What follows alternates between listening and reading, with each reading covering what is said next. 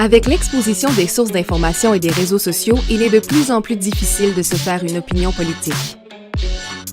Naturellement, les gens se tournent donc vers le web pour obtenir des réponses aux questions qui les touchent. Durant la dernière campagne électorale, Radio-Canada s'est donc donné la mission de devenir la destination crédible pour répondre aux questions des électeurs.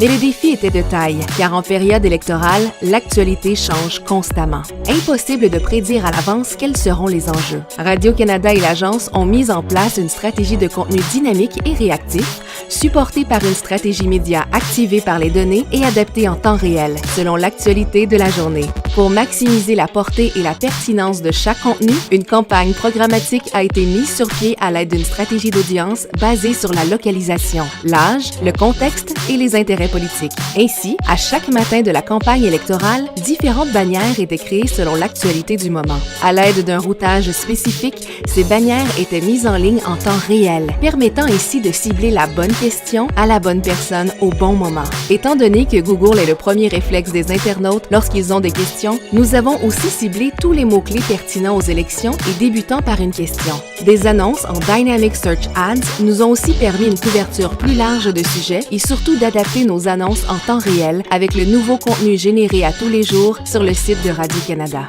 Enfin, nous avons utilisé un ciblage d'audience spécifique sur YouTube et Facebook afin de supporter les contenus de RAD, une plateforme présentant 23 contenus différents et s'adressant particulièrement aux milléniaux. Au total, près de 15 millions d'impressions et plus de 150 changements de créatifs en 39 jours. La journée des élections, Radio-Canada.ca a totalisé près de 1,5 million de visites, soit la deuxième journée la plus achalandée depuis janvier 2015 et 27% de plus qu'aux dernières élections provinciales. Mais au-delà des chiffres, nous avons surtout réussi à répondre aux questions des citoyens, sans trace de fausses nouvelles.